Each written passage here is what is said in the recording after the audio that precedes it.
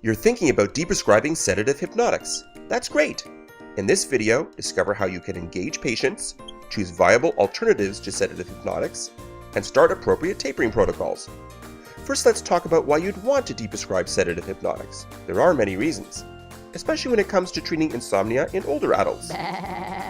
First, let's look at the benefits of sedative hypnotics. Patients might fall asleep faster, 14 minutes faster with benzos and 22 minutes faster with Z-drugs. But there's no clear evidence that Z-drugs make people sleep longer. Now let's look at the other side of the scale, the harms. Benzodiazepines and Z-drugs, both short-acting and long-acting, increase falls and fractures, hospitalizations, memory problems, and even death. The risk of car crashes doubles the day after taking a benzo, Z-drug, or trazodone. And harms aren't just linked to chronic use. Episodic or PRN use has the highest risk of hip fracture.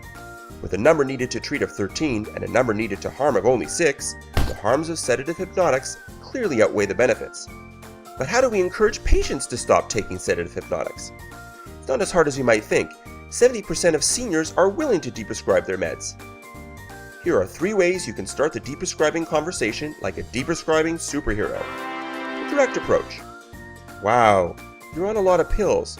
Can we talk about getting you off one of them? The emotional approach. I'm worried about you staying on your sleeping pills.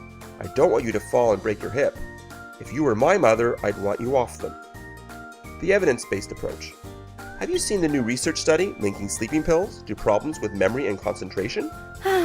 Find out what's important to your patients. If your patients are worried about memory loss, tell them that sleeping pills are linked to memory loss. If they're at risk of falls and fractures, tell them that stopping the pills can reduce their risk of falls. If they value their driver's license, tell them that driving the day after taking a sleeping pill is like driving over the blood alcohol limit.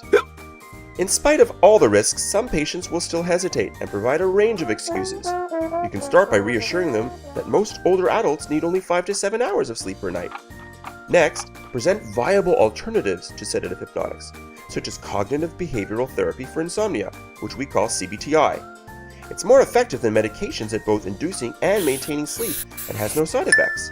Check out the deprescribing algorithm and download our sleep diary for your patients and a brochure that explains how to do CBTI. Also, check out the great resources at Sleepwell Nova Scotia. If your patients are still not sure about deprescribing, propose a trial. Remind them that they can always restart down the road if they need to.